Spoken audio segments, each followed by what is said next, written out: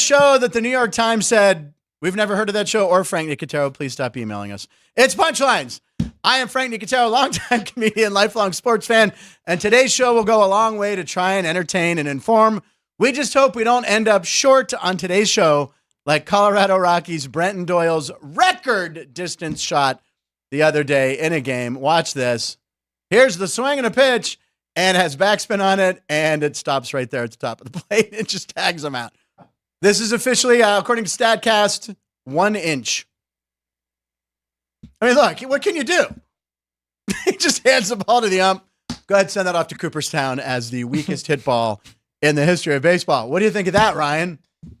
Yeah, kind of embarrassing on that one. I mean, but it's a fluke. I mean, Willie Mays could have done that. Yeah. Why I went Willie Mays, I'm not really sure. I mean, Who am I speaking with right now? Behind the glass, that's what you're wondering. That's been reinforced in case you want to bang on the glass like at a hockey game. It's Ryan B. McCormick. The B is for boyish looks.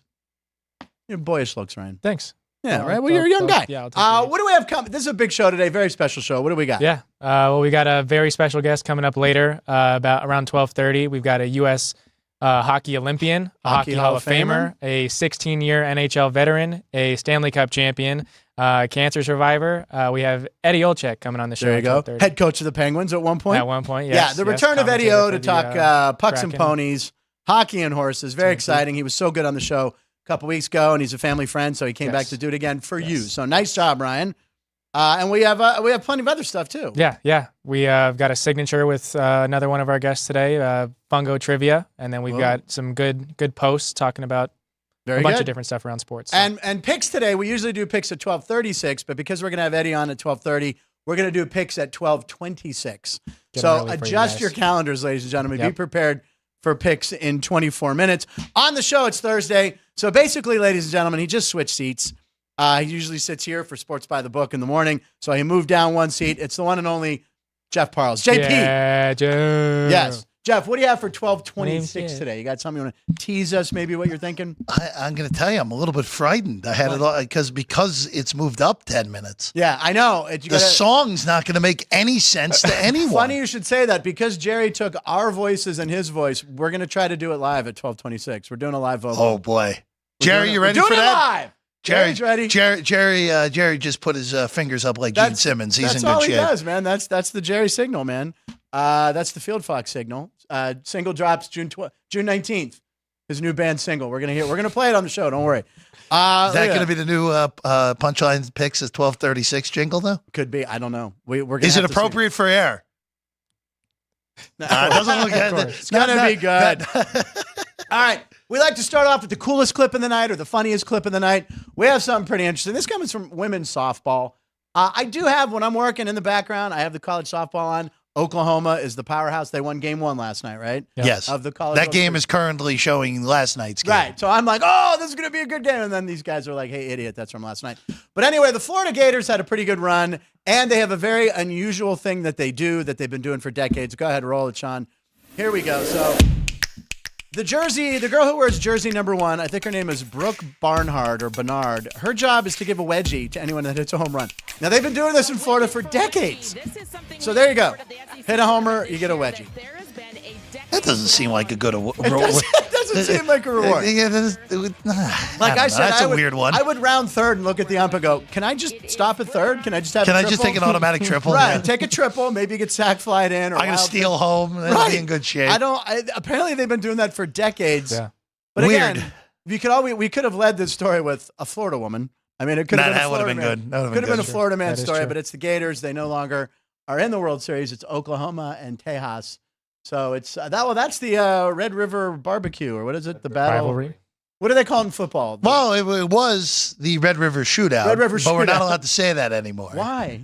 Well, it's with the time. So it's now the Red River Rivalry, Frank. We can't say shootout? And also... are we editing Westerns? Even though I will tell you... Is it the good and the bad and the not attractive now? I will tell you, though, Frank. What? The Red River Barbecue sounds not only great, but delicious on top of it. Sounds pretty good. Sounds pretty good. Maybe we should find a By barbecue. the way, the football game, which almost historically is always 11 a.m., yeah, because they're concerned about the amount of people Too many beers. drinking at the same time at the Texas State Fair, the Cotton Bowl. This year, because ESPN, ABC has different ideas, Right. and they don't care about people's Don't safety. tell me it's an evening game. They're starting the game at 2:30 local time in Dallas. So an extra 3.5 hours before you even get in the building to So have here's some something fun. I didn't even realize. So when I was shooting Street Smarts from 2000 to 2006, 2000, I think it was 2000 or 2001, we shot at the Texas State Fair. We did a summer where we did state fairs. Minnesota, Tennessee. Did you go to Iowa? We didn't do Iowa. We did Minnesota. Iowa's a good one. Minnesota was amazing. Yeah. Wisconsin was Oh, great. those upper Midwest ones are always Huge. great because it's just fried whatever you could find and throw it in there. Snickers. You wanted to fry my phone? They Right, throw they it in could there. do it. So we did the Texas one, and we shot right by the big tech. I was at a Red River shootout and didn't even realize it. Yeah. Until like a couple years later, I'm like, yeah, Oklahoma was playing Texas. I don't know. I don't know why I didn't realize it, but I remember Oklahoma won because afterwards, Well, there were a early lot of drunken 2000s was when they won their title. There you go. So it was like Was, 2000 or 2001. Yeah. That's not Brad. That's before Sam Bradford, right? No, that's Jason White. Jason White. Right? God. Jason White? Is that the guy who won the Heisman and then couldn't make it with the Rams and camp? And or Jason something? White was not an NFL caliber No, quarterback. but he won It the was like- Heisman. Yeah, it was like him, Eric Crouch. We had that run of just guys who had no chance of being pros. They were trying to be like Heismans. defensive backs or something, I think. Yeah. BC, by the way, 2000. So the 2001 Orange Bowl. Okay. But it's the 2000 season. Yeah. Oklahoma won the BCS national championship that year. So you might have been outside the year that they won the title, Frank. Might have been. Might have been. They won that title game 13-2. Wow. Jesus. 2. See, that'll never happen again. 13 Probably to not. 2. All right, so there you go. That was our comedy clip. It's Thursday. Jeff is here. I already said that. Tonight, we finally have game 1 of the NBA playoffs. Boston, what are they? 6.5-point favorites, Ryan? Something like that. They are 6.5 here at the 6.5-point total favorites. 216 That and is a one half. of the lower lines for the Celtics this postseason. A lot of people talking about how Indiana almost stole that game. Indiana should have won game 1 in Boston. Maybe Dallas can do it. I don't know. Even Boston fans are taking Dallas tonight with the points. Could be a close game. Yeah, and it looks like the movement's headed to the over as well because we talked about it the other day. It was Right, Alex 214. wanted it like 214.5, 215. Yeah, and now it's up to 216 and a half. Whoa. And I noticed that Luka, his over was 30. It's like 31.5 now. Yeah, it was 30 and a half when we talked about it yesterday. Okay. So I mean, you only had a week to figure this out. I was just going to say this again. Get down to the South Point early on these bets. If you feel strong about it, get it in early. I did a crazy parlay. I woke up this morning. Have you noticed, Ryan, that I've been getting up sooner and earlier in the morning? I have not noticed. Congratulations. Well, I earned a nickname around here that I don't think was fair. I earned the nickname Sleeping Beauty. Sleeping Beauty because we have a group thread and there'd be a lot of texts and I'd wake up like sometimes maybe 10. I'd be like, hey, what did I miss? Like, so everyone called me Sleeping Beauty. But I think now the rest of us think it's fair. my dog is in my face. He's right here about 7 a.m. 7 sometimes I'll go and I'll let him out and go back to bed. But I'm liking being up early and I can be involved in everyone. I put on Sports by the Book. I do everything now. Company anyway, man. What's that? Company man. Company you. man. And what was my point to this whole thing? I have no idea. That I was up early. Oh, yeah. I made a parlay. I did a weird parlay because Alex talked about yesterday, Alex White talked about that Luka's gotten a triple-double in both games against the Celtics and that she wanted to bet the triple-double. Yep. I couldn't find that as a bet, so I pieced it together myself, and I had accidentally included Kyrie over 30 points or something. So I have like a four-leg parlay. That was like plus $2,500. Did you fat finger it by accident? That's not a problem for me. I think sometimes I just look at something and I highlight it and I forget. So, but sometimes the mistakes, this will be the great story for tomorrow, and I'll be like, oh my God, I hit. Yeah. Yeah. It's meant to be. Red River Barbecue on me. Yeah. Let's go. You'll be able to pay your Pittsburgh tab. What's I that? said you'll be able to pay your Pittsburgh tab. My God, I told you once we decide what we're doing with it. Alex had the idea yesterday that we get the Aces tickets with it. Okay, well then there you go. I mean, but how would I be able to afford a new shirt like this? Has anyone noticed my new shirt in the comments yet? Joey B, guess where I got it from? Oh wait, I look up and all I see is Red Panda. That's all I see. Reno Paul. Oh, I was talking to Reno Paul. That's my own. I made those T-shirts with your picture. What? I should really pre-read these. Jerry's out of the basement. Makes me nervous. Is that what it says? From Reno Paul? I don't know. Reno Paul likes when Jerry's downstairs. I don't know what that means.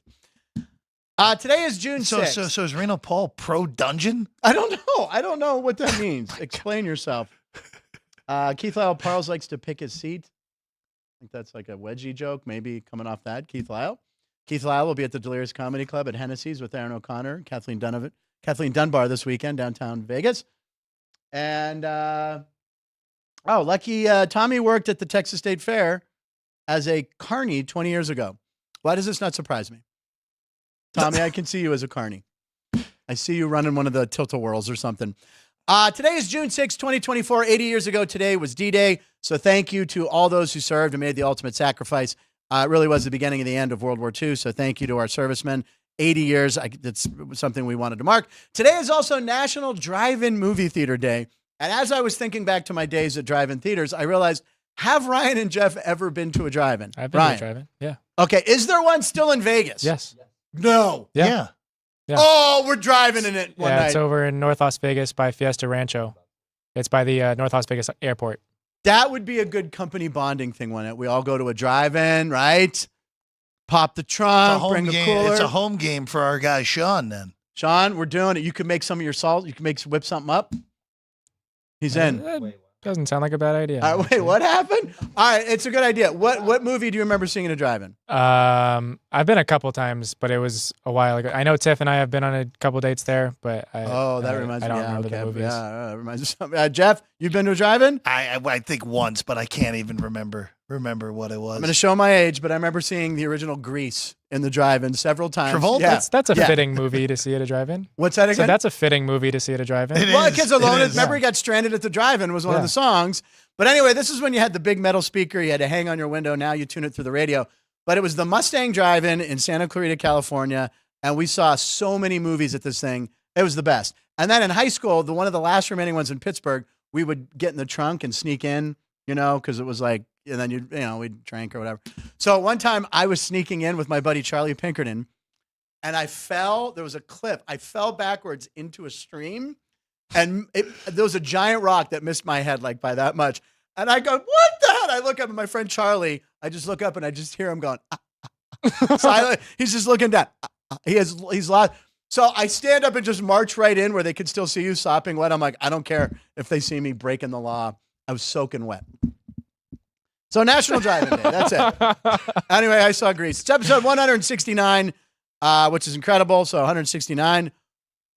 Hold for jokes. I'm sure Keith Lyle's already on it. And let's go ahead and take a look at our lines of the night. We like to do this. Look at something that happened last night, and we always like to start with our man JP. That's right. I'm calling you JP. Yeah, how many people call you JP? Not many, but I don't. That's not a bad one. It's not a bad one. So you can go to it real quick here. Okay. The White Sox are not good at this baseball thing. Have they lost 13 in a row? 13 in a row. They're big underdogs. You're probably going to break it. Who is that man? Is that that is Pedro Grifol, who was the manager.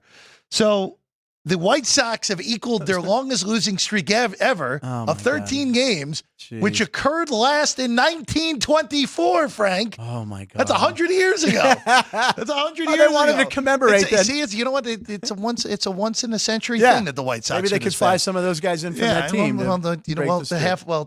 Get the Black Sox a few years earlier. That's true, 1919, right? But Ryan, there you go. Longest losing streak since 2000. Of course, the Orioles in the middle of 2021 was really a miserable year, wasn't it? Yeah, Orioles and D-backs. 19, he had a 17. Seattle 05 Royals team was really awful.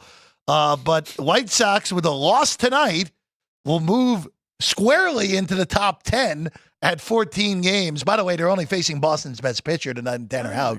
So they're big favorites to lose the game tonight here, Frank. That is amazing. And your Cubbies benefited from playing them. Probably should have lost one or two. Probably should have lost both of them. Yeah, they really should have. Games. I mean, they really should have.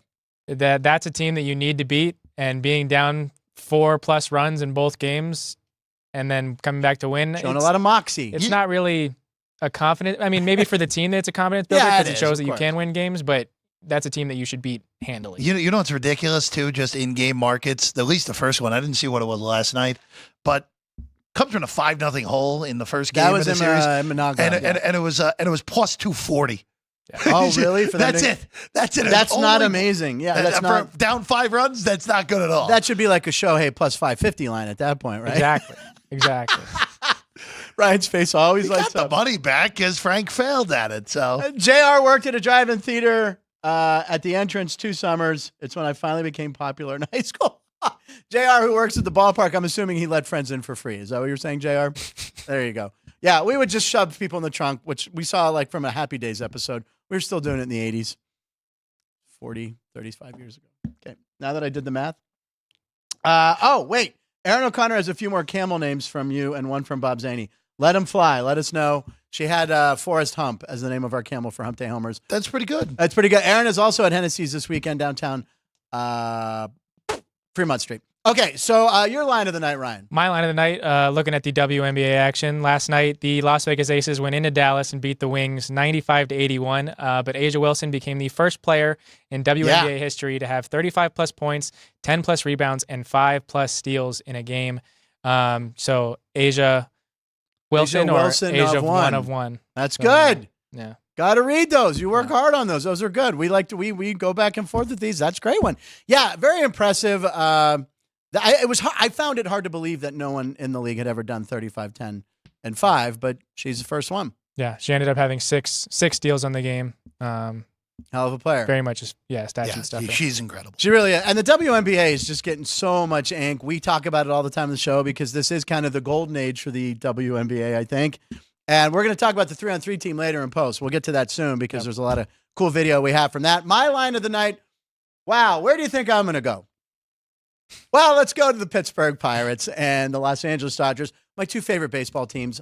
Obviously, the Pirates are my number one. Paul Skeens talked about it yesterday. I said, let's look at his strikeouts. It was 6.5.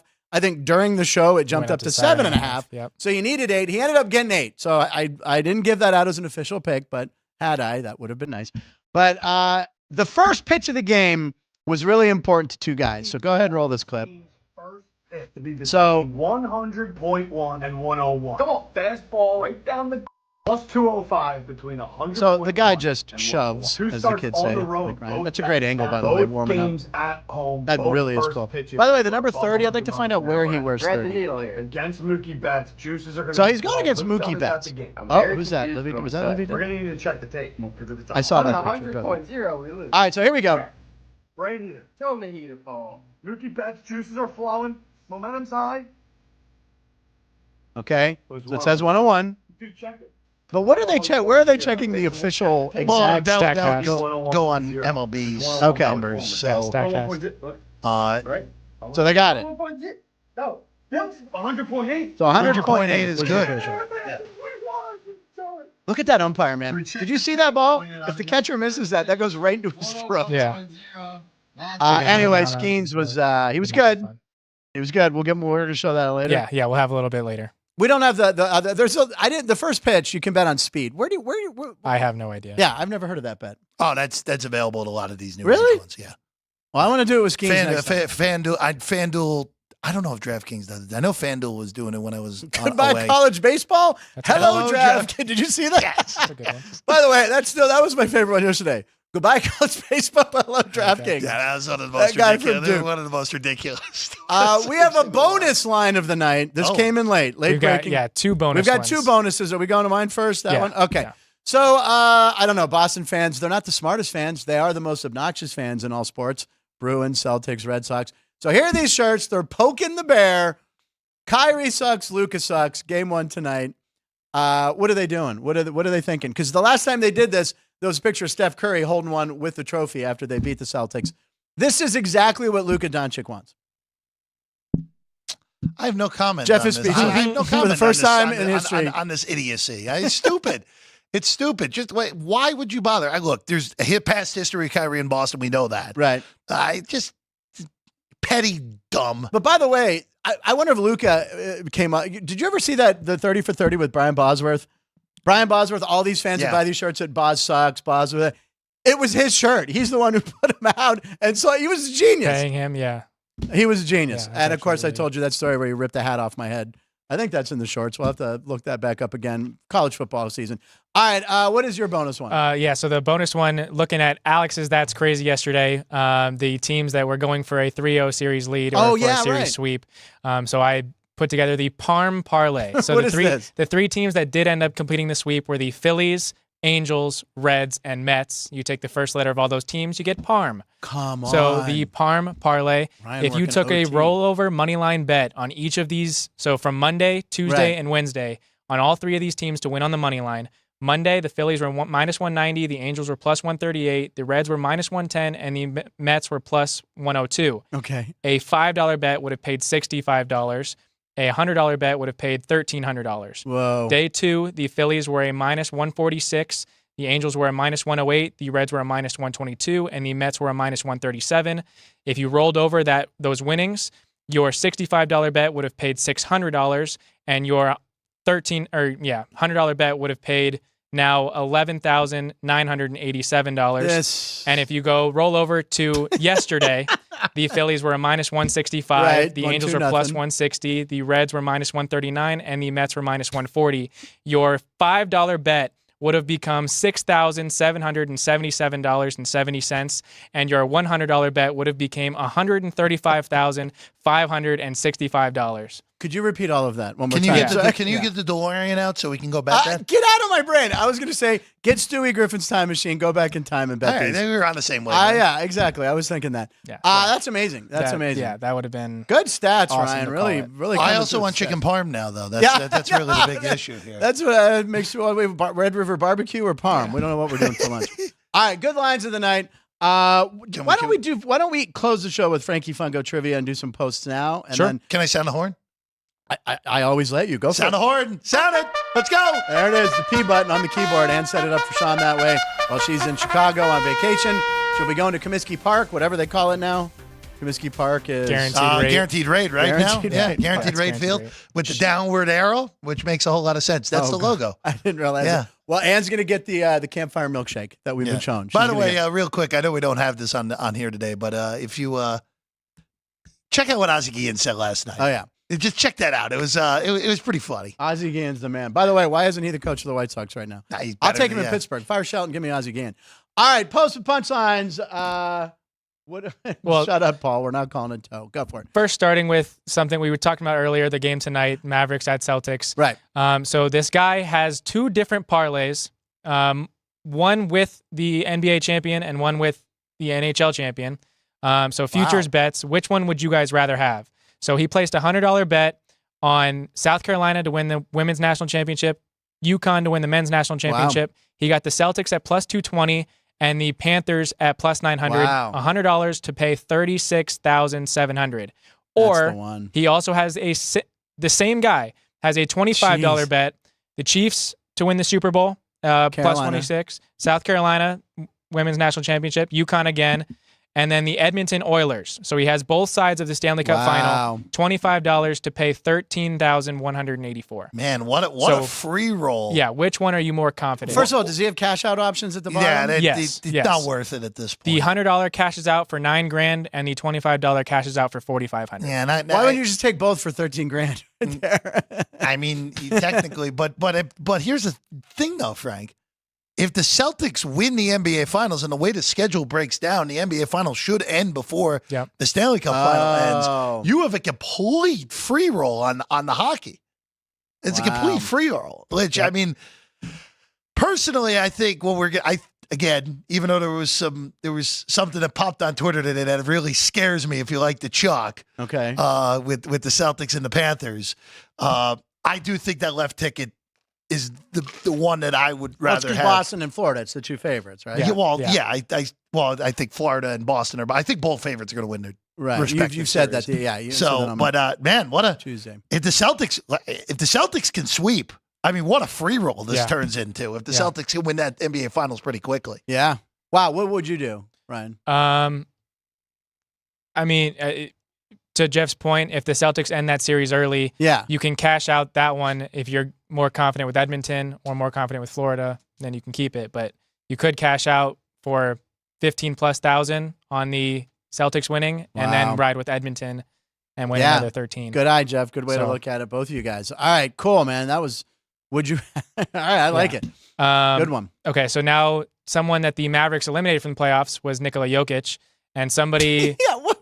uh, What was he doing? found him whitewater But rafting. I feel like they were stalking him. How? It's not like, I guess, Yeah. although you could recognize a 7-footer in a raft. Yeah. We don't know where this is, right? Yeah, no, I'm guessing this is somewhere. See, I thought that was him in the black tee facing. It's him in the red. you know it's not Yeah, in it's him Colorado. in the front of the boat. You know it's not in Colorado, even though obviously Colorado is one of the best white river rafting places in the entire world. Yeah. Because you know as soon as the season ends, Jokic was back on the plane back home. He goes home. You know that. We know that. He goes home. Yeah. And by the way, it's just a weird clip because the guy's screaming something in a language we don't Yeah, understand. and Jokic is But I like it. Have you ever Yeah. seen the movie River Wild with Kevin Bacon and Meryl Streep? No. Oh, it's an old movie. I think they remade it recently. She's going down the river and Kevin Bacon's the creepy guy stalking him. It's a little Deliverance. Look up River Wild. It's a good. I think I saw it at a drive-in. No, I didn't. Okay. Next up. Okay, so talking about yesterday's baseball game between the Pirates and Dodgers. What? We'll first look at Skeens versus Ohtani, the first at bat, Unbelievable. which happened to be one of the first things Top of the first inning. to happen in Major League Baseball history. There was a strike. Paul Skeens' strikeout here was the first by a starter under pitch tracking. So since 2008, of 3 Amazing. pitches, 3 swings and misses, all over 100 miles an hour. Just ridiculous. And look at that looks. I mean, I know that's a simulation, but just imagine your reaction time. Even Ohtani. And that's the end right there. Ohtani, here you go, striking out. There it is. Well, yeah, but he got That's him the back. end. What? No, so that was round 1. What? There's a round 2? And now we have round 2. Damn it! But Skeens went at him. It was a 3-2 pitch. He went big on big, is what he said in the postgame. He goes, hey, those are the matchups you live for, big guy, and he hit the batters. So almost. off 100.1. It's fastest pitch Ohtani has homered off of in his career. It's the second fastest pitch that a Dodger has taken deep in the StatCast era. Now, something fascinating Scott Van Pelt said last night. That is the first extra base hit in Ohtani's career on a pitch 100 or higher. I don't know what to make of that. I know he can catch up to high heat. We've seen it, but well, to get to the 2 strikes in that count, were swings and misses that he couldn't catch up to from Skeens. Trust me, I was watching that whole game. Both games have been great tonight. Walker Buehler versus Bailey Falter. I don't know if the Pirates can sweep, but Jones and Skeens, man, you want to face them in a short playoff series if their innings aren't limited and they can make the postseason. I don't know. I'm already thinking postseason. It's not even the All-Star break, and I'm trying to put the Pirates. Oh, my God, it's 12:26. Thank you, Sean, for rolling that. We got to do our picks and then get Eddie O on real quick. You want to talk picks? We're going to hear about hockey and horses, ponies and pucks. Jeff, what do you have us for pick at 12:27? You're sticking to it live. Back to the WNBA There again. you go. Okay. We'll take the Mystics outright tonight against the Chicago Sky. Plus 140, the number behind us. There is some plus 145 out there, so if you can find it, go at it. Mystics haven't won a game yet. Okay. Sky have not really handled this spotlight that has come after what has occurred over You the went last with the week. Sky, I think, on Tuesday. Yeah, they were covering until the fourth quarter, and then it got Exactly. annihilated in the fourth quarter. That It felt like I had happens. the right side, but whatever. it happens. But I'll go the other way. I like the Mystics at home to get on the board, their first win of the year, plus 140. Okay, there you go. Ryan, anything from you? I'm staying off today. Now, I abstained yesterday from, even though I was leaning towards the Pirates and Paul Skeens, Seattle on the road is in 10 minutes. I'm not doing it. I have yet to win with the Padres this year. I bet the You're going to Padres. try to win with them tonight? With who? With the Padres? I am going to try the Padres, yeah. I'm going to take the Padres at home against the struggling Diamondbacks, minus 125. I have yet to win on San Diego this year. I think I've bet them twice. I never gave them out as a pick. I am 9-2 in my last 11. So I have been hot. So I'm going to go with the Padres at home. If they burn me, I'm never betting San Diego again. That team's been a huge disappointment. I don't even like the Padres that much. I do like their uniforms, though. So there you go. I'm making it official. Yesterday, what did you have? You had the Yankees. Yankees run line, and then 2 days in a row you had the Yankees, and they both hit. Yeah, and then my hump day homer ended up not playing yesterday. Oh yes, but Jose Ramirez in the rain out off of Brady Singer, which was last night's matchup as well. Yep. Hit a homer in the third. So I think it should count. I have official. I'm not even going to put an asterisk. I'm going to go ahead and give you credit as a home run. I am on the board. You're on the board. Alex has 2. You have 1. I have 0. Although I did say on the show yesterday, Ohtani might catch up to Skeens, and I should have done that, and instead I went with Kristen Yelich, who went 0 for 4 with 2 strikeouts. All right, we're going to take a quick break. On the other side is Eddie Olczyk. We just want to make sure everything's set up properly. Come back for Hall of Famer Eddie Olczyk right after this.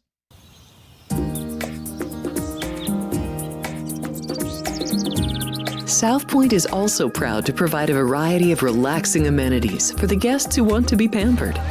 Soak up the sun and let your stress melt away in our lagoon-style paradise swimming pool.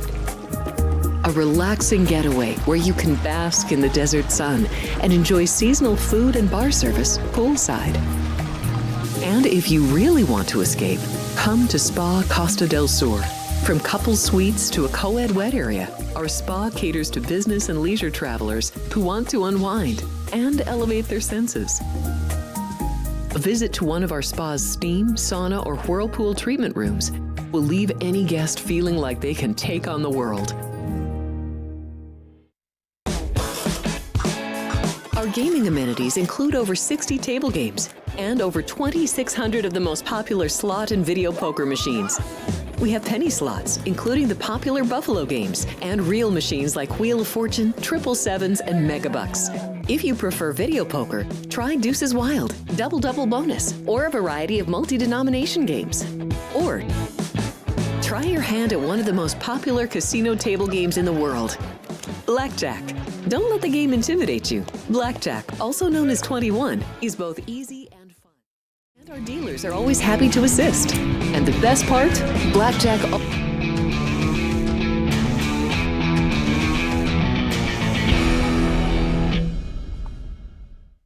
Oh, me. Okay, sorry. Hey, I was just looking at some live comments. Alex White reminded us it was 12:26. Thank you, Alex.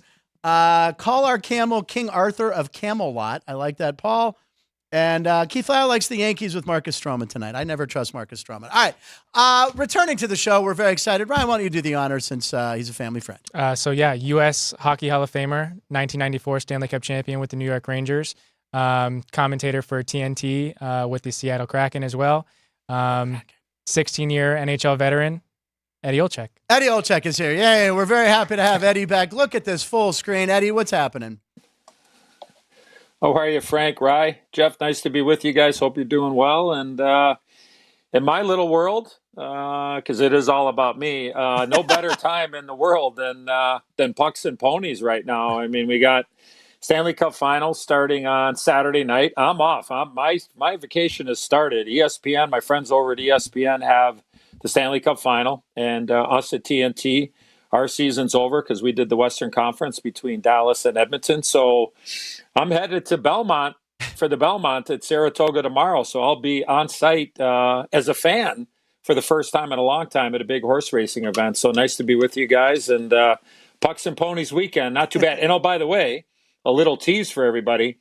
There is a Pucks and Ponies tie-in to this important weekend before Game 1 of the Cup Final and the running of the Belmont at Saratoga this weekend. So stay tuned. Oh, okay. Awesome. Yeah. Awesome. Well, so with the Belmont being at Saratoga, they are going to be running a shorter distance, right? It's not going to be the normal Belmont distance. Yeah.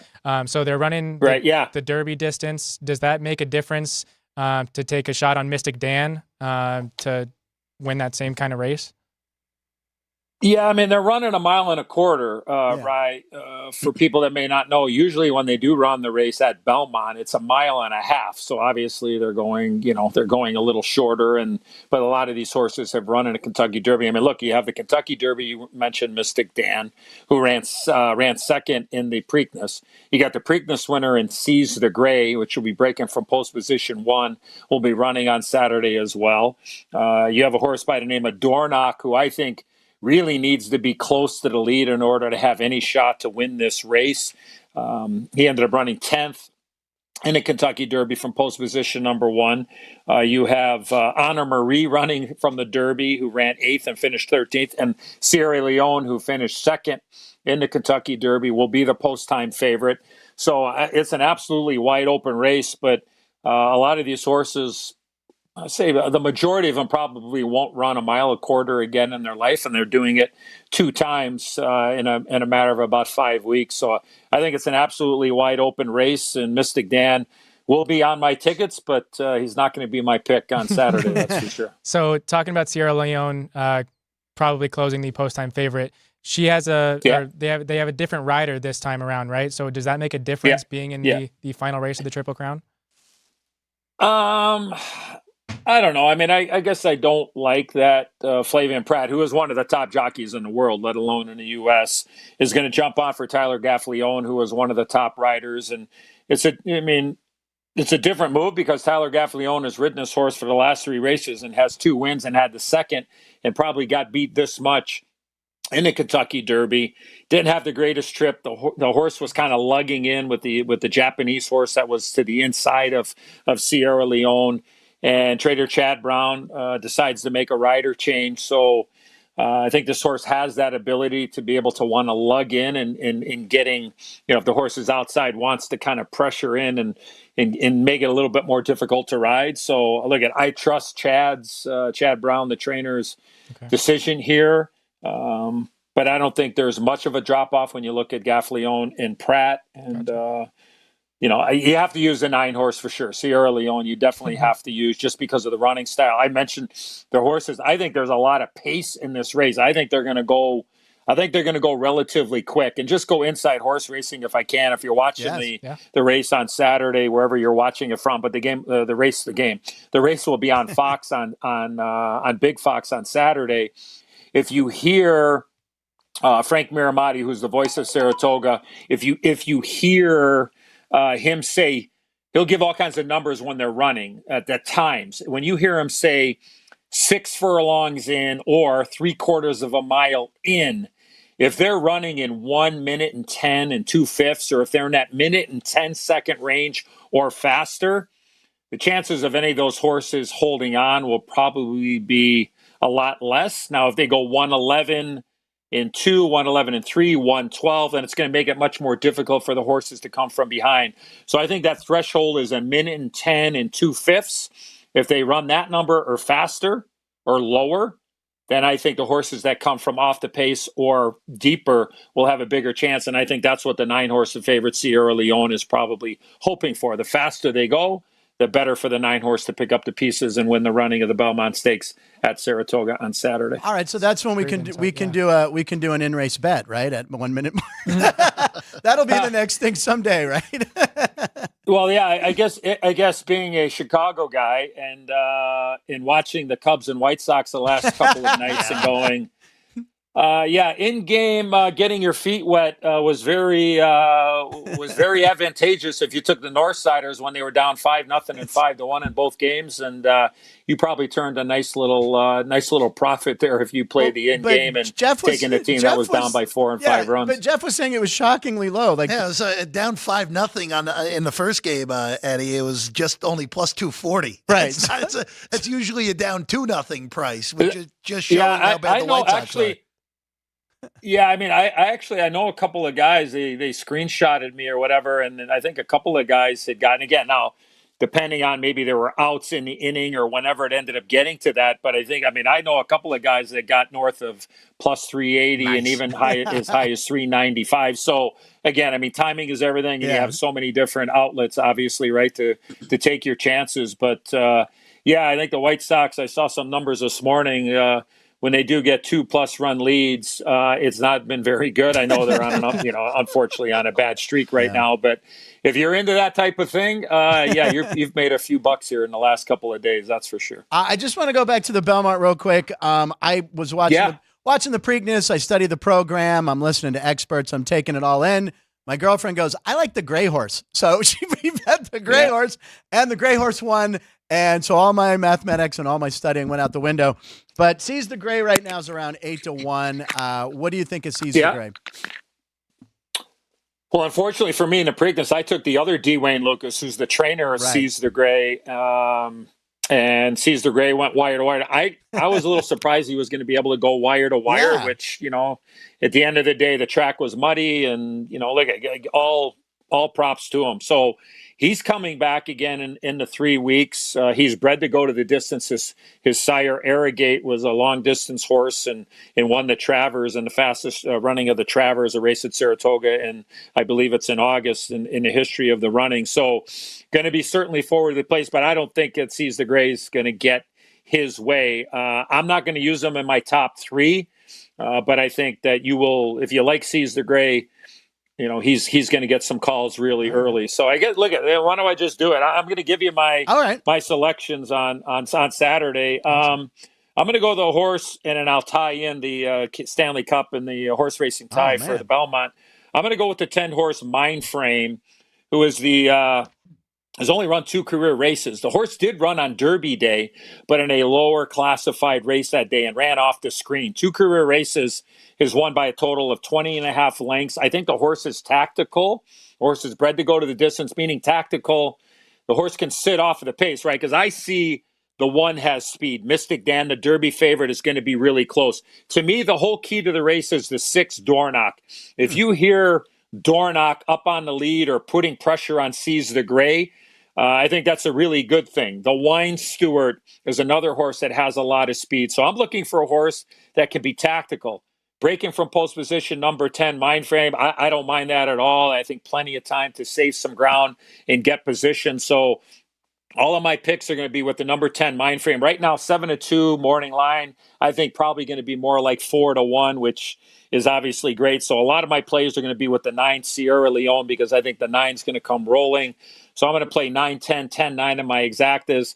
I'm going to play a 10-9-2-3, 10-9-3-2 when it comes to my trifectas.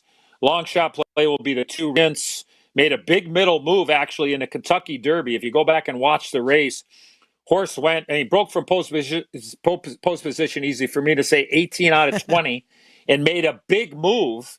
And halfway through the race, actually got to within a length of the lead, and then looked like me playing in a game back in 1988 or 89 where lactic acid just set in and just absolutely the horse backed up and ended up finishing 6th, but not a bad 6th, to be honest with you. So 10-1 in the morning line. So my numbers are 10, 9, 2, 3. My pick will be the 10. Now the tie-in.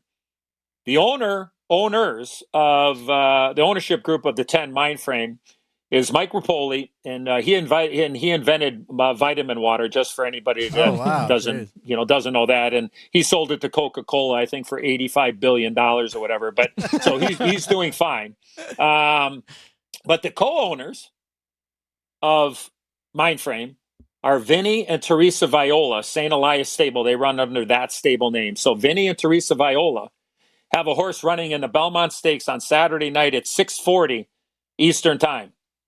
At 8:15 Eastern, their team, the team they own, the Florida Panthers, will be playing in Game 1 of the Stanley Cup Final against the Edmonton Oilers. So you talk about the ultimate daily double. Oh, wow. Win the Belmont, and win Game 1 of the Stanley Cup Final. And obviously, they have bigger fish to fry, so to speak, and wanting to win the Stanley Cup. But how about that 3.5 hours there? Oh, we got a horse running in a Belmont and has a legitimate chance to win. And we got a chance to win Game 1 of the Stanley Cup Final. I think if you played a little parlay, if you bet 100 to win on Mindframe, you're probably getting back I think you're probably going to get back in that 420, 430 range, which is a nice little return. And if you want to go ahead and parlay it all on the Florida Panthers, you might turn that into about 700. So 7-1 on Mindframe winning the Belmont, and the Florida Panthers winning that game outright in Game 1. So that's your hockey awesome. and horse racing, your pucks and ponies tie-in. That Good is luck to awesome. Violas. And by the way, they are terrific. They are terrific people, and glad to call them friends as well. By the way, Vinny Viola, is that his name?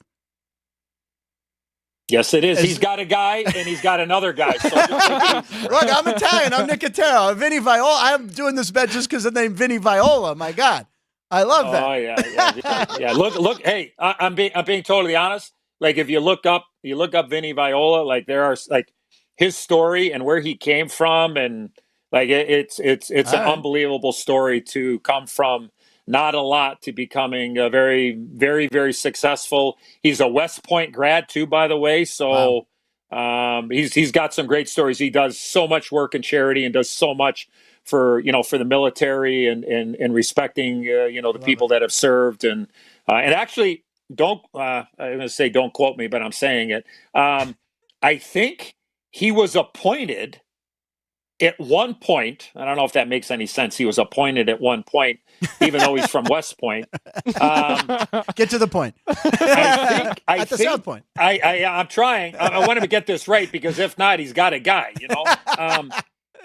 He was appointed by Donald Trump in his cabinet or on his I believe that is factual, and I think he wasn't able to accept. So that's just something. That's just a little nugget that I remember, and but I wish them luck, and that's going to be my pick, Mind Frame. I love it for the running of the Belmont Stakes on Saturday. I wanted to go to a few live comments. Joey B, who's a viewer of this show, I could listen to Eddie O talk ponies all day. Love it. Someone said, bet the horse with the smallest jockey. I don't know if that's a sound strategy. But Keith Lyle had a question. Is there a difference in the turf track surface between Belmont and Saratoga? Well, this race is on the dirt, just so that everybody understands that. So the turf. It's always in the dirt. But look at, I mean, at Belmont, it is factual, is that at Belmont, it's a little bit of a sandier base than it is at Saratoga. So that would be the only difference. But a lot of these horses have been able to work over it and, be able to train over it and look at some are, look at, I heard you guys talking about, pitching matchups and those type of things. Like sometimes, like I just know when I played, like there were some goalies and there were some teams that I was going to have a tough time producing. And then there were other teams, it didn't matter how bad I was playing going into it. I knew if I was going in to play Calgary or St. Louis, I was going to get on the score sheet just because I had that confidence. And it's no different than horses. Sometimes they're horses for courses, and we'll see what horses take to Saratoga. So a lot of them haven't run on it as far as racing. They have trained on it, but I think a very fair question when it comes to the dirt surface at Saratoga compared to Belmont. All right, Chris Andrews, our sportsbook director here at the South Point, had a question for you. We'll shift to hockey. His question was, does Connor McDavid have to win a Stanley Cup to cement himself in history? No, he doesn't. No, okay. No. Because he's been that good already. Well, yeah, I mean, he's going to be a first ballot Hall of Famer, Frank. And, I think when you look at what Alexander Ovechkin was doing prior to winning the Stanley Cup and then coming up short in the playoffs, I think that's the easy attack on a guy is when he's been so successful. Well, he hasn't won yet. Well, no, that is true. And it probably puts him at a higher level. But when you look at the numbers that Connor has put up in his career to this point in the MVPs, and I mean, look at what he's doing in the playoffs right now. It's not going to change my opinion on him. Not right. that really, matters to anybody, but look at, if he ends up winning one at some point, I think people, maybe the average fan or sports fan will look at him a little bit differently. But look at, he's always going to be compared to the greatest of all time, and the greatest of all time for the most part, when you look at the players that have won, whether if you really go back in the day, when you're talking about the guys with the Montreal Canadiens and in the Toronto Maple Leafs back in the day, or most recent with guys like Wayne Gretzky and Mario Lemieux and Sidney Crosby and those type of players, all of those guys have won multiple cups. So right. I think it's a fair question. But for me, he's going to go down for sure as one of the greatest ever play when you look at what he's been able to accomplish to this point. And maybe it gets him in the express lane, so to speak, if he does pull off a cup or two here over his NHL career. Well, so something that Biz had mentioned once Edmonton had won Game 6 is that McDavid came into the stadium wearing the same suit in Game 4, Game 5, and Game 6. Yeah. The Oilers didn't touch the conference trophy. The Panthers didn't touch the conference trophy. So superstitions play a huge role in hockey. Did you have any? And what was it? Yeah, well, Ryan, all due respect, I don't really use that word. I just look at it as routines, like, just very much creature of habit. I don't like to use that other word, but I would be shocked if we didn't see Connor McDavid wearing that same suit and combination in Game 1. Now, the question is, I think I would know the answer, but I think most people would sit there and go, well, I mean, is the guy dry clean the thing at all? And I'm like, You're not dry cleaning. You're not washing. You're not doing anything. You're taking the same route to the airport. You're sitting in the same seat. You're eating the same food. You're bringing your same pillow and blankie. You're doing everything exactly right. until the roof falls in, and then you go, okay, well, I can turn either the suit inside out. And by the way, some guys I played with, and then I will say this, is there are probably some people that think I should turn my suits inside out when I'm wearing them on TNT. They might look a little bit better, but you do whatever you have to do. And quick little story, if I can, you talk about routines, Ryan. At one point, I was going for a shared record with the Toronto Maple Leafs back in the late 80s, where I had an 18-game scoring streak.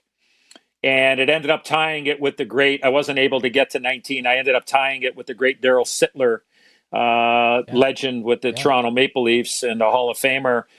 Since then, Mitch Marner went on a 22 or a 23-game heater, and nobody knows who in the hell I am anymore. But at the end of the day, for some reason on the way home, like during the streak back in Toronto, I got a little hungry on the way home because I wasn't much of a breakfast guy. I'm still not, but I had my meal usually about 1:30-ish, and I would take a nap and then go back to the rink. So one day I figured out, what the hell, I'm going to stop at McDonald's and I'm going to have a vanilla milkshake and a apple pie. So I think that night I had probably 3 or 4 points, and I'm like, oh, geez, I mean, you got to keep it going here. I mean, so I think for like 14 of the, I don't even know if anybody knows this story, to be honest with you. So Ryan, this is your fault. I'll take it up with your dad at some point here. Luckily, the machine wasn't broke. I think for 14 straight games, I think I found myself to every McDonald's in the United States and Canada to make sure at about 11:30 a.m. I was having an apple pie and a vanilla milkshake, and then had my meal. And then I don't know what the hell happened in game 19. Well, I do know what happened in game 19. Yeah, well, no. I did not change. My line mate hit the post a couple of times. I missed an opportunity against the New York Islanders. Ended up being the goalie in that game was Glenn Healy, who Glenn Healy was on the team, but he ended up being my teammate a couple of years later with the New York Rangers, and we eventually won the Stanley Cup in '94. But till this day, he always reminds me that his team ended up keeping me off of my my record-breaking streak there. So maybe a primary assist to Mickey D's with the apple pie and vanilla milkshake. So I guess, you know what? I'm Polish. Hold on. I'm Polish and Italian. I'm more Italian, Frank, than I am Polish. But I will say this. When you talk about, apple pie a la mode, I think that's the Polish version of an actual apple pie a la mode, is you go to McDonald's and have the apple pie and the vanilla milkshake like that. He said it, folks. He's Polish. He can say it. That's an excellent story. That's great. Eddie, going to this series, of course, you just saw Edmonton, that whole series against Dallas, and really – on the defensive side of things, where there's always been questions with this group, how is their back end going to hold up? How is their goaltending going to hold up? Stuart Skinner was really good in that series against Dallas, and it really does feel like, Eddie, that he's turned a corner here after getting benched in that Vancouver series. Do you think that that corner's been turned, and how do you think he holds up against a different animal here in the Panthers? Well, it sure looks like it, Jeff. You're right. They called it a reset. I remember Kenny Albert mentioned during this last series, that he had a reset where he didn't play games 4 and 5 or whatever the numbers were in the Vancouver series. And I jumped right in there, and Kenny, look at the guy was playing awful. That's why he was a reset. Like let's say what it is. I mean, he was not playing good, and Calvin Pickard came in and played very well. The one thing I will say is in that series, at times, Dallas had some periods where they were dominating and Stuart Skinner was able to do the job. Dallas finally got to their A game in game 6, and unfortunately for them, it was too little too late. And Stuart Skinner made some really, really good saves and gave his team an opportunity. Look, they only had 10 shots on goal in game 6. Set an NHL record. That's amazing. When you look at the situation that they were in, right? They had 2 goals in the first period on only 3 shots. And I said during the broadcast, the third shot that they gave credit to, that came from actually a Dallas stick. So my number said 2 shots, 2 goals. That's a pretty good shooting percentage. But look, getting back to Edmonton, they've proven that they can defend. Now, the series was not as physical against Dallas as it was against Vancouver. Florida is a tough team. They have a bully mentality. They're going to take runs at people. They're going to take penalties. Now, they got to be guarded here. You can't be taking 5 and 6 penalties against Edmonton. They had 4 power play goals in the last 2 games of that series against Dallas. So I've been thoroughly impressed with Dallas. Jeff, you weren't on when I was on the last time with Ryan and Frank. In January, I picked Dallas and Florida to get to the Cup final. I give Edmonton all the props. Like they scored goals when they needed. Their power play got hot. Their goaltender found his game, and they were able to check for the most part all series long. I think they're up against it in this series. I'll be honest with you. When I saw the matchup, the first thing I thought of was I thought that Florida would be minus 135, 140 in the series. I was a little surprised at how low the number was. I was surprised that at some places it was minus 120, 125. I don't know what it's at right now, but I think that Florida has that ability. They can play any way that you want, but long-winded, Jeff. I think Skinner can do it now. He's going to be under siege a little bit more, and it's going to be a little bit more bumping. And like I said, the way that Florida plays, I think they're going to give Edmonton everything that they want physically. I'm expecting a few goals to go into the back of the net in game 1. That's just kind of my gut feeling in that game 1. I just think that there's got a chance to be one of those higher scoring games, so to speak, which these two teams have not played a whole heck of a lot of in this last round that they played in their respective conference finals. So talking about the paths to the Cup, Florida hasn't had to leave their time zone at all through this playoff run. Mm-hmm. Edmonton has had to go back and forth between the Pacific, the Mountain, and the Central to get here. And now with this being the furthest distance between any championship in North American sports history, is that going to make a difference for Edmonton having to go forward and back? Or are they going to be used to it because they've had to jump back and forth? Or how is this going to play out for the travel-wise? Well, look at this map here, this globe. It's probably the first time I've seen a globe since I was in 7th grade here growing up in Chicago. But the last time I checked, I think New York to Vancouver is just as long here. Like, I don't know who's doing the adding, but 30 years ago, we went New York, Vancouver, and Vancouver, New York. So that was pretty long too. So maybe I'm showing my stripes here. But look, I will say this: it is long. Go back to the conference finals.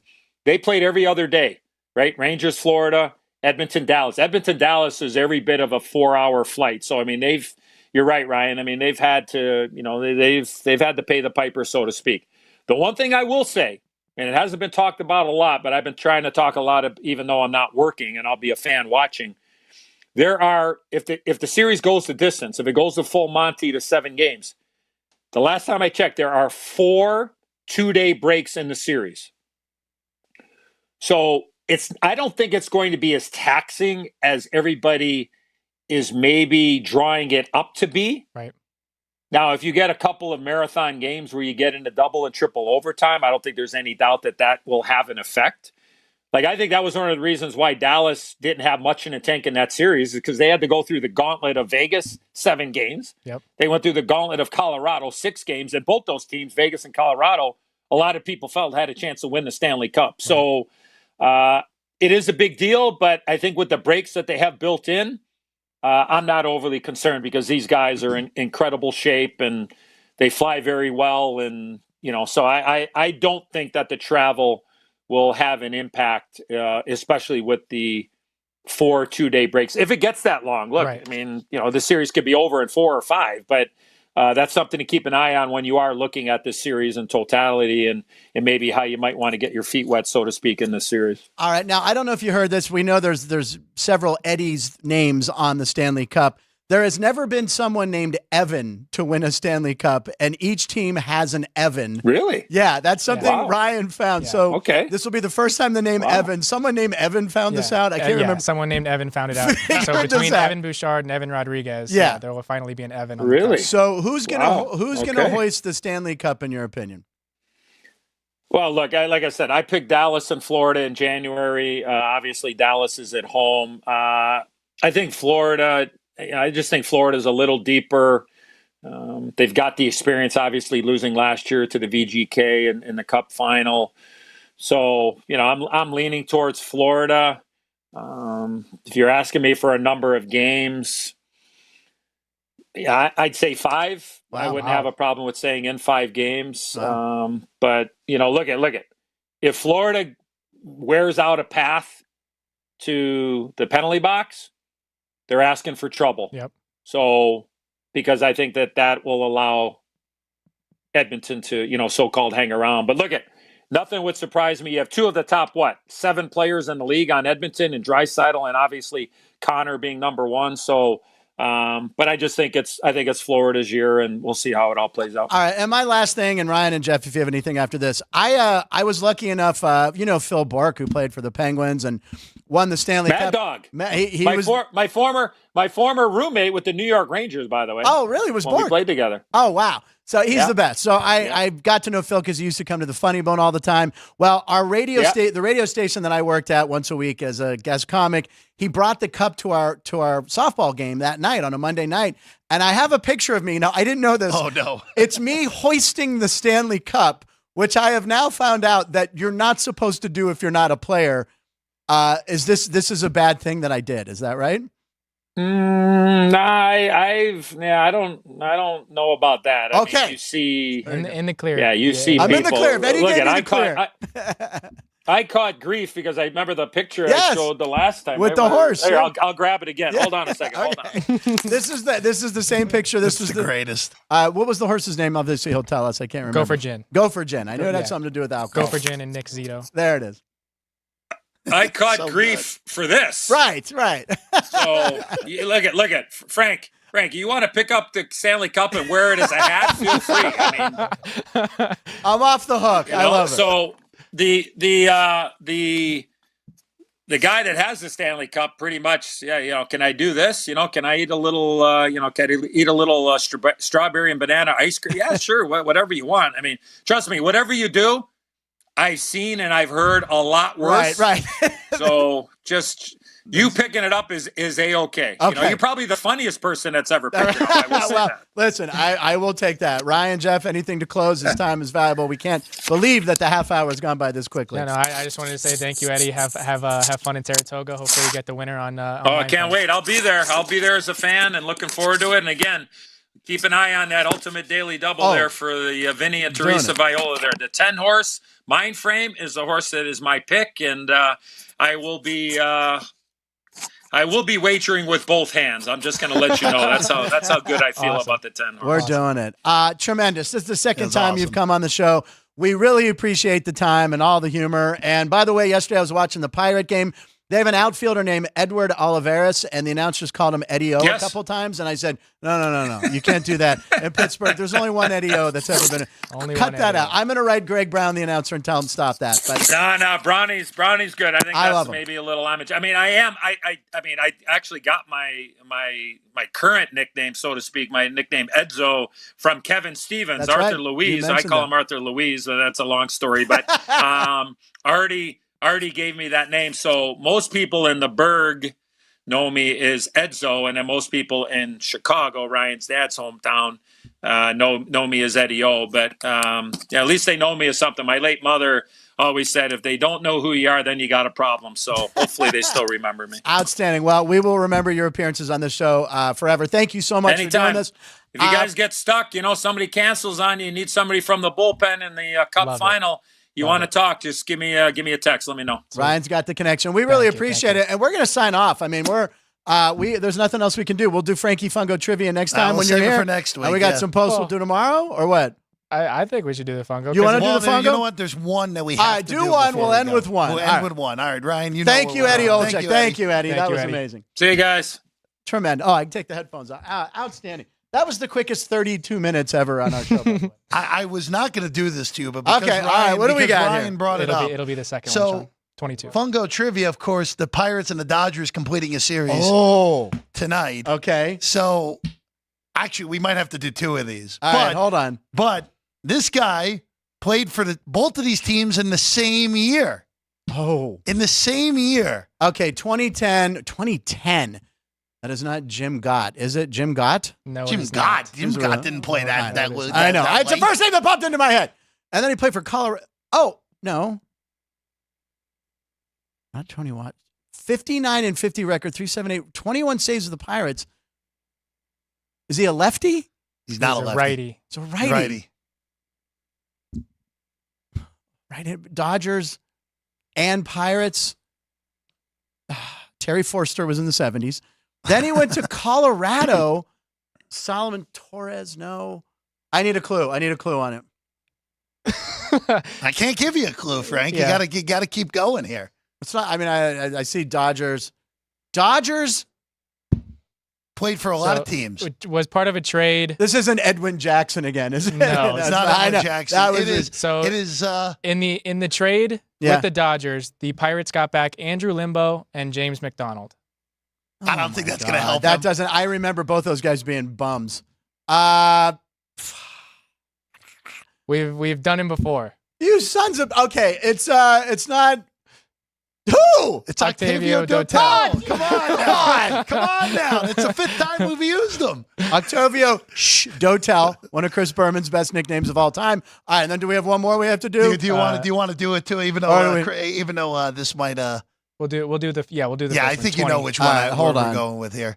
Oh no, I'm Oh sorry. no, the I'm other sorry, one. I'm sorry, I'm The sorry. other one. Okay. Even though I this didn't is a look good at that. one. You can 24, save that. 24. All right, here we go. Played Yep. for the Dodgers. Is this R.J. Reynolds? Hold on.